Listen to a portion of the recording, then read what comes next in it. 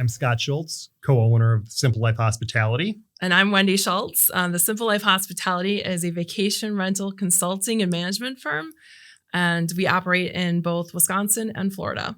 Hey guys, how you doing? Great. Doing How well. are you? How are you? Great, fantastic. Great to see you. Thanks for doing this with us. Thanks for having us here. This has been something I've been wanting to do for years. Yeah. So give us like the 30-second view of what the Simple Life Hospitality does. What is it?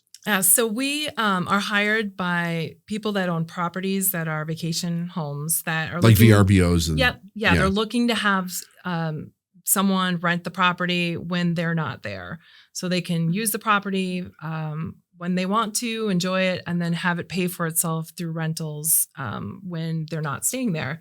So we are hired by different vacation home owners to handle all of the day-to-day operations of getting that property rented and keeping those guests happy, and then maintaining the property so that the owners can basically just collect a check and we handle all of the details for them. So the audience has some idea. Why don't you tell them the story that led up to us meeting and what was going on in your life with the whole Amazon deal and all that at the time? Yeah, well, we had actually met you prior to the Amazon thing, but I'll definitely get to that. But we had created a successful business, retail store. We were doing some hotel remodeling.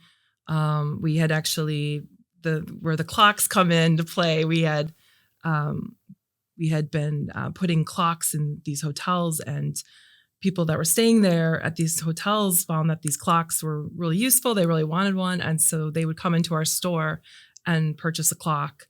And at the end of the season, we decided that we didn't want to keep these expensive clocks. The store was seasonal, so we didn't want to keep these expensive clocks in our store over the season, the off season. So we put them on Amazon, and they absolutely took off because they're sitting in hotel rooms. They're in a lot of hotels that we visit. You've probably been in some of those hotel rooms on the nightstand. And the brilliance of it was that they were sitting on the nightstand, and someone would go to Amazon and see them. They would recognize it. Yeah. Okay. So it was brilliant marketing. We didn't have to do anything. We'd had these successful businesses going, but really I was a complete ball of nerves and anxiety because I didn't really understand why things were good or bad, or, it felt like I would explain it like all the chips were on the table, on the craps table, and you roll a 7 and everything's going to get pulled away. So constantly. Yes. Right. Yes. Always on edge. Just feeling like it would all just go away. That's kind of funny thinking about it now when I get to the rest of that story. But if we only knew then what we know now, and obviously you have to go through those times and go through the learning process so that you can grow. Right. But we would have had a lot less nerves, quite a bit more success if we knew how to navigate you're correlating. that stuff. You just realize you have the thought about it all going away, and then it actually goes away. Yeah, let's get to that. Okay. So let's get to the fun part. We were at the building here for Date with Your Dark Side, which is the program we used to do. And we weren't supposed to be checking our email, but I did one day because I'm a rebel. And rebel or neurotic? Both. It's probably a very thin line. Very thin line. I'd go maybe more towards the second one. Yeah. It's a thin line. And I'd gotten an email from the manufacturer that they weren't going to sell the products to us anymore. And part of that reason was because Amazon had started competing with us and was undercutting us and them. And basically we were out of business, and that was a 7-figure income stream within 30 days. And on Amazon. Mm-hmm, yeah. So, I've mentioned this to you before. We've known a number of people that were just killing it on Amazon. Yeah. And then as soon as Amazon saw what they were doing, they undercut them and they were out of business overnight, gone.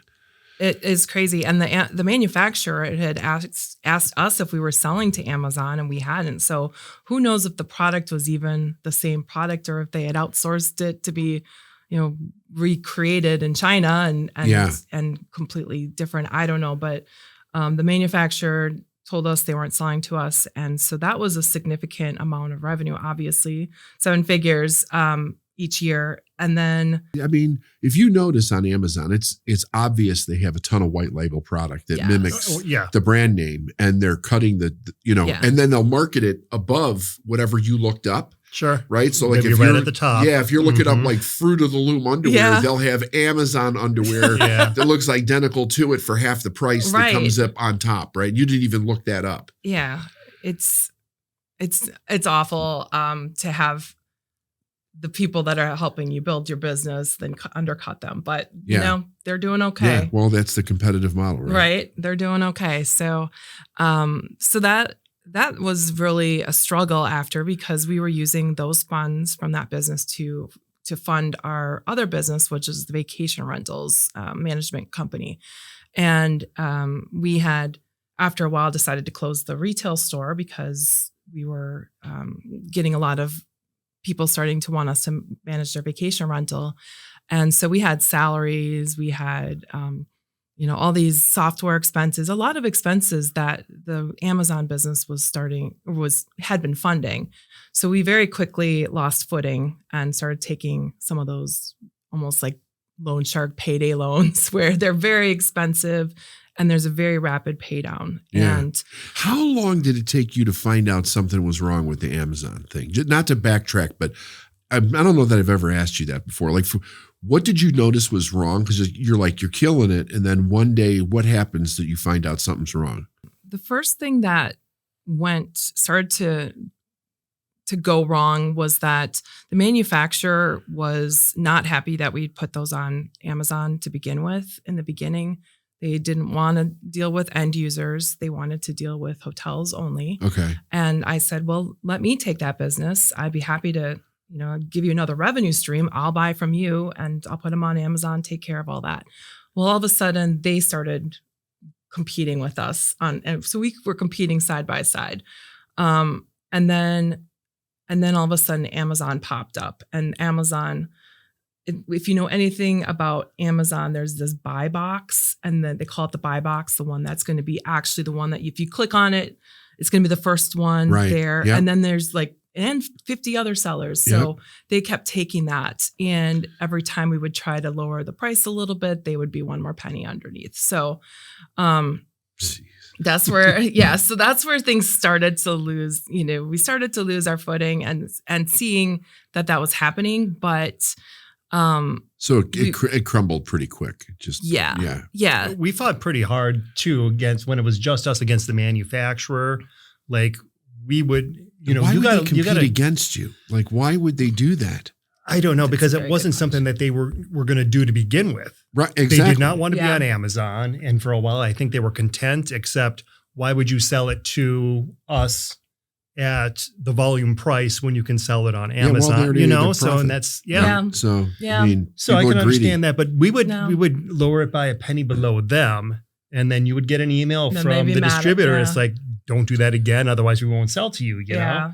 Wow. And then Amazon got in there, and then it was like I say, we couldn't compete, because anytime anybody clicked, add to cart, it was coming from Amazon's inventory rather than ours or the distributors or any other third-party seller. So and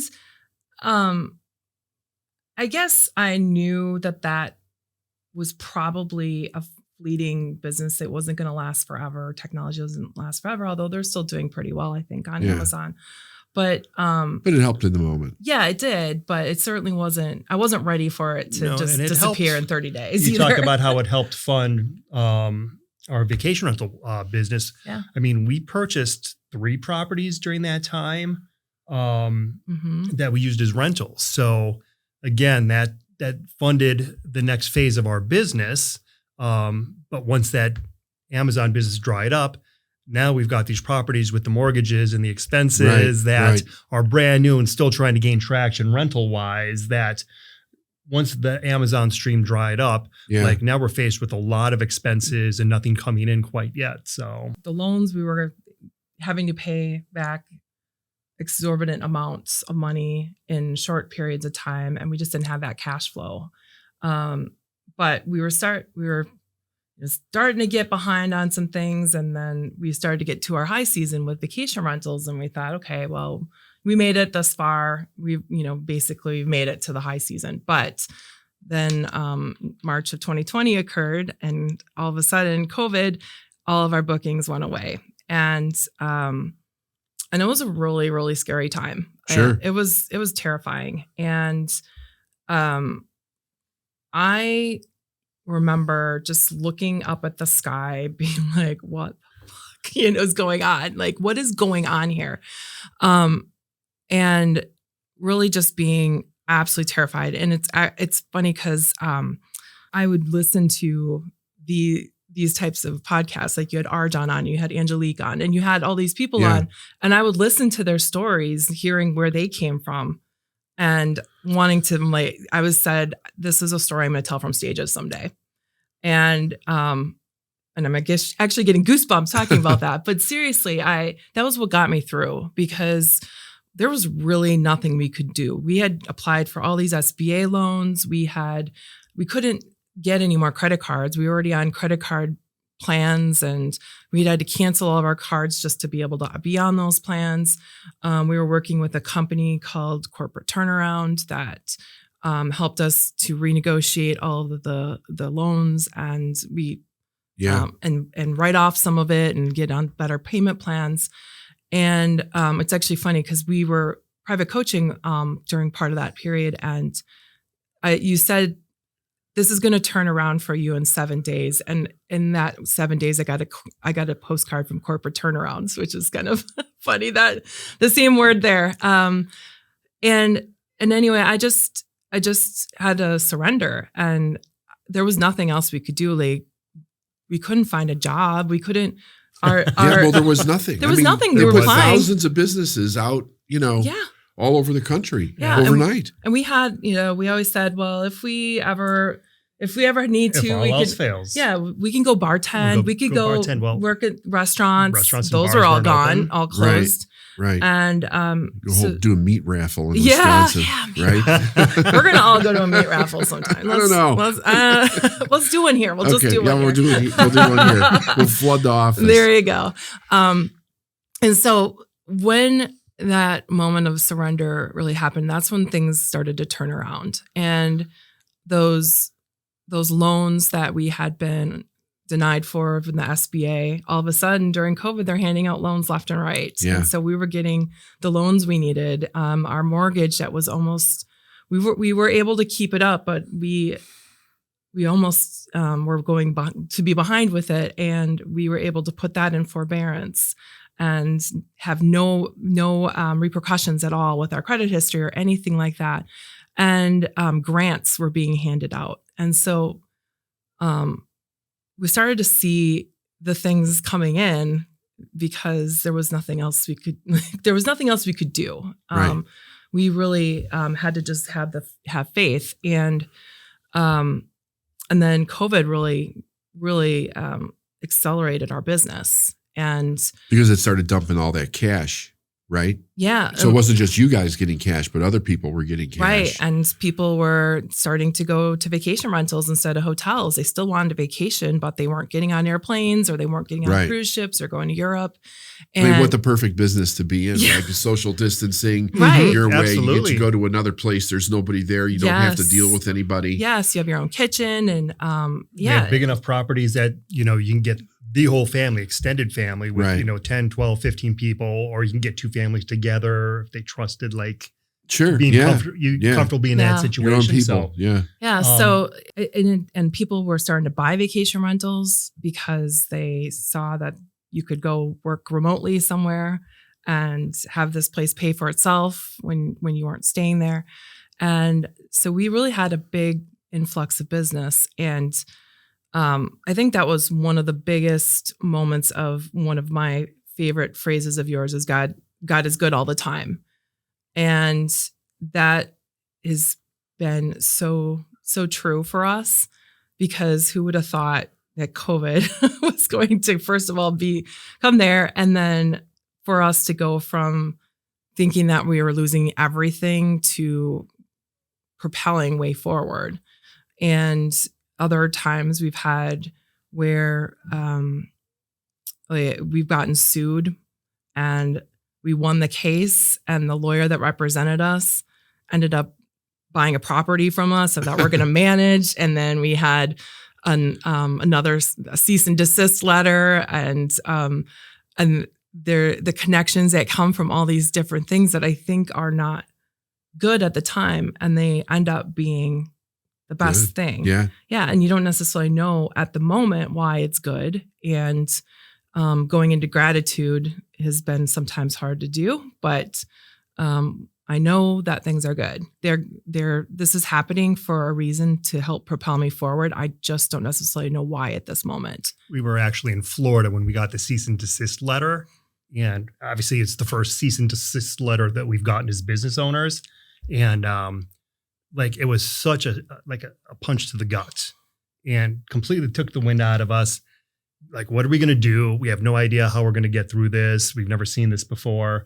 And incidentally, the lawyer who authored that letter subsequently had a property in Door County that he brought us on to manage. Yeah. And I'm not sure he ever even knew. He hired us, a guy who basically... He didn't even realize who you were. I'm not sure he did. I don't know. Really? That's interesting, right? And within, I forgot about that. And then within 2 years? Yeah. Maybe a 2-year span there that happened. We actually ended up firing him because he was not the best owner to manage for. But it was quite funny that... a bit of a control issue with a lot of things. So yeah, but these things, the people that have left the organization, we've had other, great, even better people come along, and it's just really recognizing that these things are all here for us. This is all happening for us, not to us. And one more thing before we get off of it. Heading into COVID, January of 20, before COVID actually became a thing, we had 2 of our employees quit. And one was going to go back to her corporate job because they had made her an offer that was more than we would be able to do, plus benefits, plus whatever. And another one who was doing marketing for us left. So within a 2-week span, we lost 2 employees, which you were just a wreck thinking about that. And so we were going to go into the season, especially as COVID became a thing and the lockdowns started coming and the uncertainty.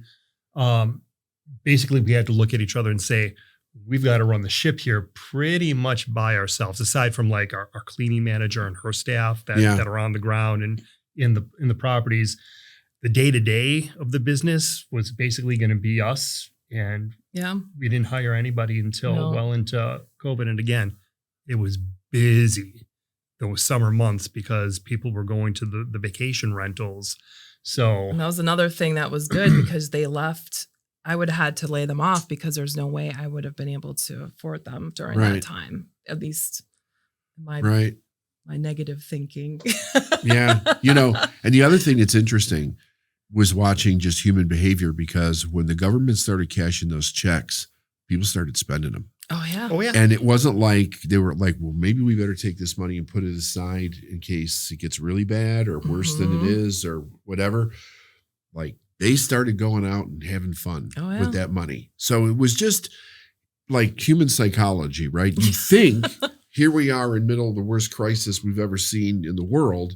We don't know where this is going or this is going to come out. Maybe I better hang on to something. Right. Get some more toilet paper. Get some more. Exactly. Yeah. But that's not the case. They go out and that summer was the worst behavior we had from our rental guests that we've ever seen. And it was, was it destructive? There was destructive, not like a couple of properties were pretty bad, but nothing like completely trashed. Yeah. It's Door County destructive, which is very different than. I mean, it wasn't, it's not Portland. Coachella, nothing was lit on fire. New York. Right. But from what we had seen prior to that, it was, kitchen tables broken or, there was people, we had like our first drug party and that first and only. So people were just like a lot of energy. Yeah. Right? A lot of energy. They really did. And it was a challenging time for sure. So bring us up to date with, remember when you came up to me and you guys were thinking about buying a house in Florida? Tell everybody that story. So I think in about 2015, this is kind of how I remember it. In 2015, after being married for 5 years and knowing you for about 15, she says, Scott, it's always been my lifelong dream to live in Florida. That's really? Okay, this is the first time hearing about it. Maybe if she said, I really now decided I want to live in Florida. I don't know. I was in a lot of resistance. And I can look back at it now and pinpoint okay, that was pure confusion. Like my mind is going crazy, trying to come up with these excuses about why I don't want to move to Florida. And we probably argued, maybe that was like a 2-year, maybe more. Yeah. Of you pretty consistently saying, let's do this, let's do that. Initially, we started by doing like a little snowbird thing. So we'd take 4 weeks, 5 weeks in the winter. Go down there. And I remember the first time she booked a place, like September before that winter, you said, well, I'm looking at this place for 5 or 6 weeks. Well, what's the price? Well, that's too much. So that was my first line of resistance there. And then it was, I got so uptight about, well, you can't take the kids out of school. Like the kids need to be in school. They're going to get yelled at if they don't go to school, right? Right. And so that was the second Classic thing. Midwest thinking. So then right? she calls, right? And then she calls the principal. Well, we're thinking about taking the girls out. Okay, well, I'll talk to the teachers. We'll put the curriculum together for your time. I'm like, what? Okay. The school has a lot of Packer player kids and they come and go. They have Sure. to just. Of course. But, small town sort of Wisconsin thinking, like I never thought anybody would or could do that. And so we got that first month down here. And we bought a house and then we built a house as a vacation home. Yeah. I was still thinking let's just kind of keep this as snowbird. Let's just do snowbird for a while. And she was still full bore on, we're coming down here full time. And so that went on for about another year. In the car one day, he's like, well, this is going to come to a head. So I'm like, okay. Well, that wasn't the first time. It came to a head a couple of times. Yeah. And so I said, okay. So it was very close to okay, well, I want to go. I'm going to go. And so we were having those discussions and he decided that you were hopefully you were going to save him by telling him he didn't have to go. Well, that's when come the into two of you resignation. approached me about the issue, right? So I had fought it. I had put everything into the fight I could. I came up with every excuse I could think of, and I didn't have anything else to stand on. And I said, you know what? I thought about this a lot before I told her. I said, listen, I'm going to get some clarity from David. I said this in my mind. If David says that that's where we should go, if that's what we should do, I'm not going to argue with it anymore. I'm going to go with it and we'll move down to Florida. And so we came to whatever the event was and we asked you. And, a couple of the things that you said, I'll never forget, it was, why the fuck would you want to raise your kids in Wisconsin?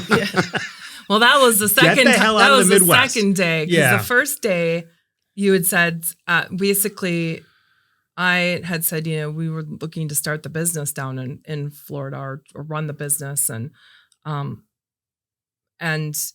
you had said something like, or what he interpreted as, I don't have to go, and when I heard it as, it would be a lot easier if you did, and something along those lines. And so on the way home from that day, we got into a big argument in the car.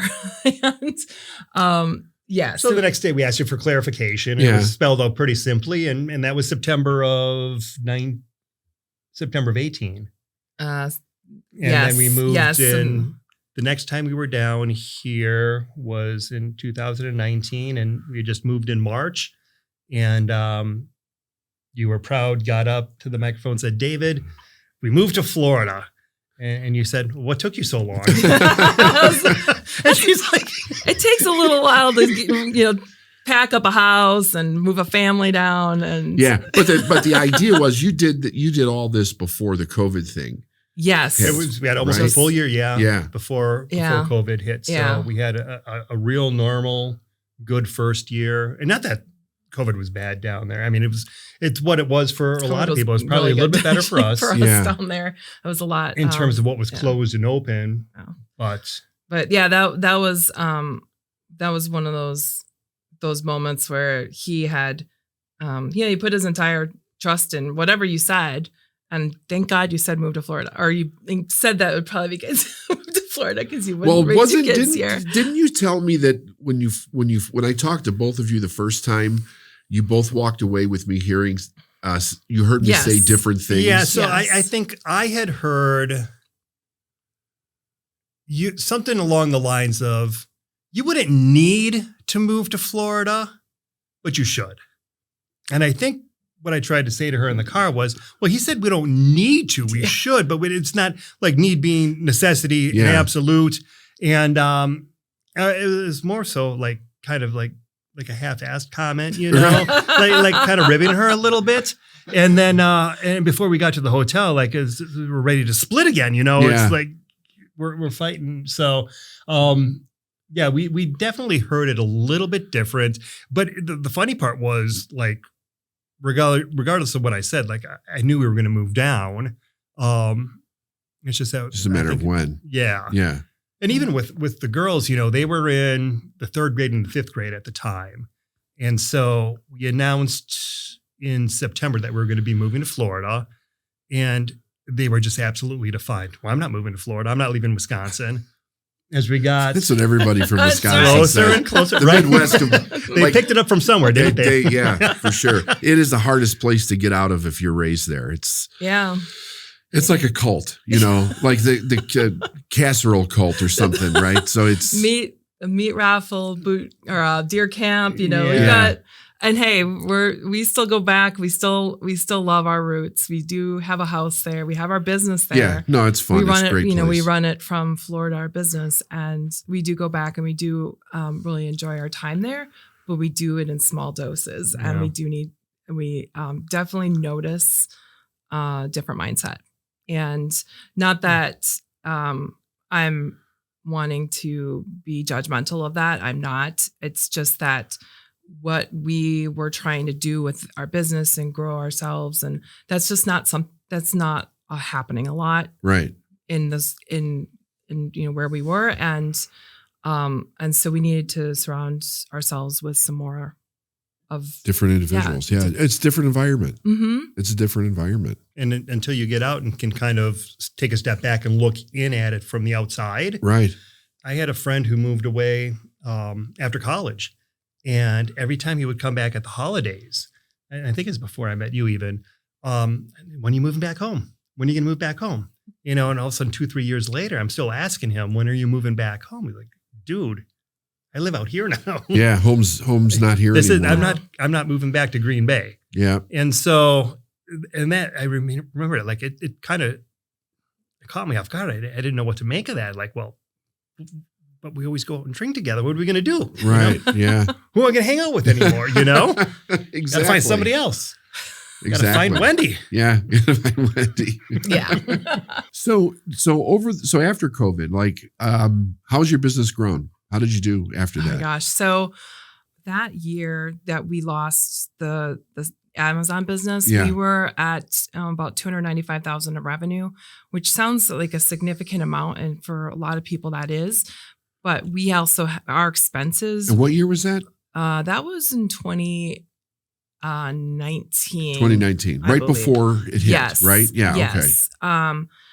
And so we were in the hole. Like our expenses were way above that, and so we put our retirement fund into it. We maxed our credit cards. We were all in. There was no other choice. And then. That next year, I believe we were about $995,000. And then I believe it went to over 2 million, 4 million. And now we haven't got our numbers finalized, but it's over 5 million for 2023. And it's been, we're also this with, a lot of other industries, facing some headwinds with the industry changing and people starting to vacation other places, but our business has continued to grow even with what we're experiencing. And that is, so impactful based on the thinking and the mindset that I've been learning from you and the team. And there's so many things that have happened to us that could have just crumbled us. And we've instead just picked ourselves up, dusted ourselves off, and kept going. And as a result, we've been able, we've got 4 properties, 3 vacation properties, and 1 of our dream house in Florida on not on the water, like the beach water, but on a beautiful pond with pool and everything. I remember when we had conversations during the weekly huddle saying, I don't know how we're going to be able to get this house. The mortgage company is telling us no. And here we have the house, and house is being built. Yeah, several other we have that's happened on a couple other properties too. And we've got our dream car, go on nice vacations, things that just did not feel possible a few years ago. Yeah. And the great thing that has happened recently is that one of my dreams was to actually put a CEO in place in the business to run it so that we could just focus on the fun stuff that we want to do in the business and maybe do some other things. And so we put a CEO in place now who's hit the ground running. I'm still somewhat involved just because it's still fairly new, but Scott is mostly out of the business. So we're retired and semi-retired, but there's just a lot of spaciousness now to decide what do we want to do next, and not have to make any decision from money related, saying like, And didn't you win an award for one of the fastest growing companies? Yes, thank you. I forgot about that. We did. We got ranked number 292 of the Inc. 5000 fastest growing private companies in America this year. Yeah. And that is just, it's mind blowing, because to see how close it felt like we were to losing everything to springing so far the other direction. And we had a huddle yesterday. I am not perfect. I still have plenty of work to do. Sure.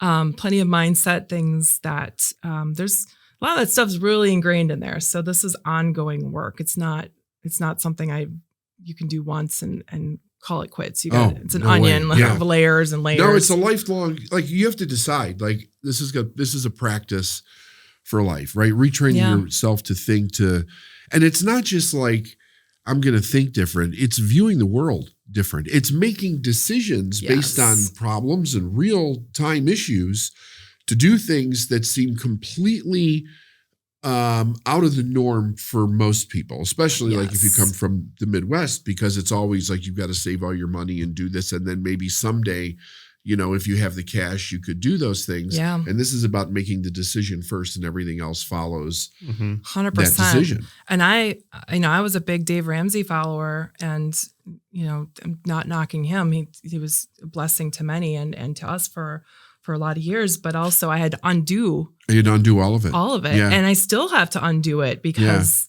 everyone outside of the circle that we are in here, and, a few other circles that are of similar mindset, we're going against every teaching. Yeah. Well, like nothing against him, but his teachings are for people that are on a fixed income and they'll never be anything different. And don't know how to they don't know how to earn any more money, right? They're on a fixed income. So you're managing the very little that you have, and you have to try to do the best, and you're up against time, your life. Right. Right. So it's different. It's totally different philosophy. Yeah. I mean, using credit and debt and like is a sin almost with that teacher. 100%. And so that has been a lot Credit of and debt's one of the most useful tools if you do it responsibly and you're thinking about what it is that you're doing. It's a fantastic tool that we didn't have not that long ago, you know, that most people have the ability to do. And when you don't know what you're doing with it, you get yourself in a lot of trouble like I did, you know, in my early 20s. I had no idea what I was doing. And, you know, we wouldn't have been able to do the Amazon business if we didn't leverage credit card debt. Right. And I mean, I remember the first time we ordered, you know, we put in a significant order and it was like 25, 30,000 on a credit card. And it's like before They she make hits your knees click, shake, it's yeah. like, Yeah. oh, are we really going to do this? We wouldn't have been able to make it as far as we did with that stream of income had we not learned how to use that. And then, like I say, we pulled out 401k money, leverage that, put that back in. And then they try to talk your head off about not making that decision when you do it. See, we had a good guy that said, if you know you can put the money back in, it's got to be within 60 days or whatever. And he went through the rules with us. And he said, yeah, look, I can see what you guys are going to use this for. This is a good decision. This is a good way to leverage that. Well, and when we pulled the money out for good, because we did borrow and then it eventually first. And then eventually he did say, he's like, well, if if you think you can make more returns putting this in your business, and a lot of people can, he's like, yeah, go ahead. You know, or he's like, then that's a good idea, smart idea. But, you know, I think about in terms of debt, the amount of debt we have is staggering.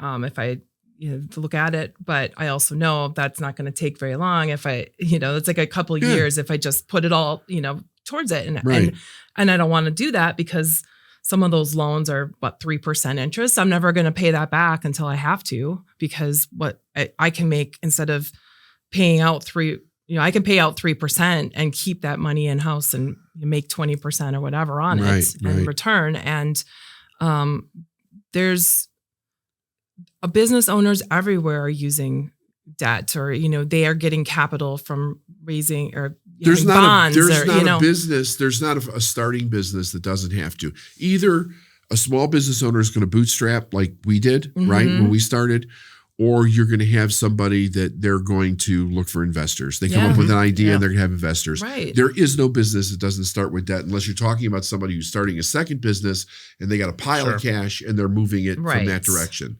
But the way most people think about it is, I can't go into debt to do something like that. What if it fails? Right. Mm-hmm. So all of the programming that they have in their mind is designed to keep them where they are. And they're so blinded by that fear of what if it fails that they don't realize that their life is failing because of it. They're not really living. Every decision is about playing it safe. It's horrific. Mm-hmm. Yeah, it is. And, I appreciate your teachings on debt, because that really was a reframe that helped us. And if we hadn't taken the debt we have, and we know we'll be able to pay it back, and we are paying it back, and we would not be where we are, and have a business as large as it is. And there's just so much shame out there about it, and I still have to struggle with it, and you have to coach me on it at times. It's like, it's in there deep. It does surface, but I have to just keep reminding myself that this is how we're building our business, and we're using other people's money to build it. And, And as you do it, you're adding to the life of everybody that you touch. With every dollar that you spend, with every investment that you make, with every property that you buy, it takes people to manage it, to cut the grass, to paint it, to build it, to take care of it, all of that stuff, right? So you're adding to life with every single thing that you're doing.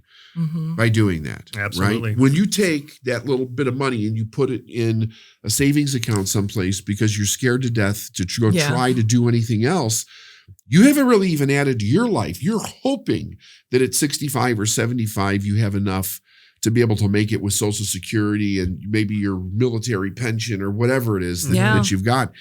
And people wake up every day and they find out they don't have enough. They don't have enough to live to the rest of their life. Yeah, that's. And they have to downsize, to basically nothing. They may have had a decent middle class lifestyle at one point, and then they're living in some rundown apartment somewhere because, or somebody has to take care of them, like a kid or something like that. Right. But, so where are you going next? So you got this CEO, you got you're freed up, you got some positive income coming in. Yeah. You got the beautiful house in Florida, you got the properties up in Wisconsin. What's next? So we are deciding that. We actually have the space to make that decision. I have some ideas about some travel related business. I do some business coaching and also wanting to do some philanthropy, but also just really have the space to do exactly what we want, do the traveling and things like that. I thought at one time, and he was like, "You're not going to sit on the beach with a margarita." And I was like, "David, I want to sit on the beach with a margarita." But if there's somebody who could actually enjoy that longer than you think she could, it would be her. Yeah, like she would give you a run for your money. I think you knew that I probably I can't sit still long enough for that. But I don't know exactly what it's going to look like, and I'm allowing that to come in to my brain. And one of the other things with going from a retirement standpoint is our business is our retirement plan. We're building it. It's not just running without us; it's growing without us, and we're looking to build it to a point where hopefully we can sell it. Yeah, just always remember this: there's no better income generator for retirement than a business. Yeah. Right. Yeah.